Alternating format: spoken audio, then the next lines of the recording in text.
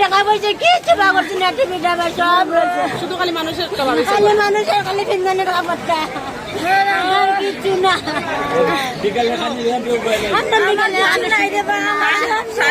আমি কিছু পারবো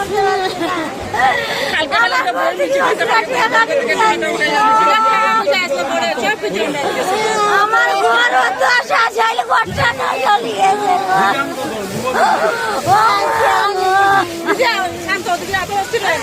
বলেন দুপুরবেলা ওটা 3টার সময় যেটা শোনা গেছে আপনার গ্যাসের সিলিন্ডার থেকে বা নতুবা কোনো চুলার থেকে আগুনটা লাগছে, যেটা শোনা গেছে।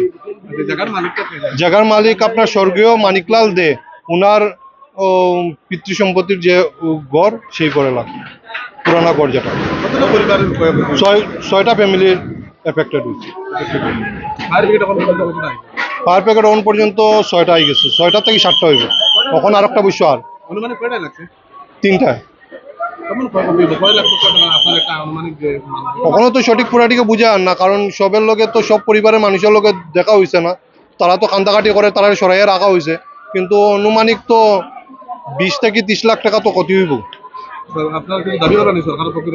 না। দাবি তো করা হইব, এমএলএ এমপি সবের লোকে কথাবার্তা হয়েছে, হ্যাঁ, তারা অবশ্য যোগাযোগ করছেন, তো বিজেপির যারা নেতৃবৃন্দরা আছেন তারাও যোগাযোগ করছেন, তো অতএব একটা কিছু তো সরকার থেকে দেওয়ার চেষ্টা হয়েছে। না না, মোটামুটি 5-10 মিনিটের ভিতরে আই গেছে, কিন্তু শুকনার দিন আসলে শীতর দিন দেখিয়া আগুনটা পট করিয়া বাড়ি গেছে।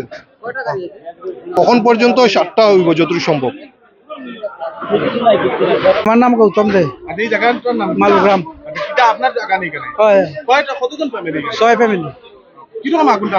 আমরা খাওয়াতে আসলাম, হঠাৎ আল্লাহ চিৎকার, দৌড়িয়ে আইছি, আইয়া দেখি আগুন লাগছে, গ্যাস সিলিন্ডার থেকে আগুন লাগছে। ও দৌড়িয়া তো নিবানিত লাগলাম, নিতে সব জ্বলে গেল, তো সব আপনারা তো দেখলাম সামনে দেখুন শেষ, কিচ্ছু তো নাই, কিচ্ছু পাচ্ছেন, কেউ কোনো জিনিস বার করতে পারছে না। 6টা ফ্যামিলি, সব বাড়া। হ্যাঁ, সিলিন্ডার দিল একটা, ফায়ার ব্রিগেড আইছে, জল দেয়।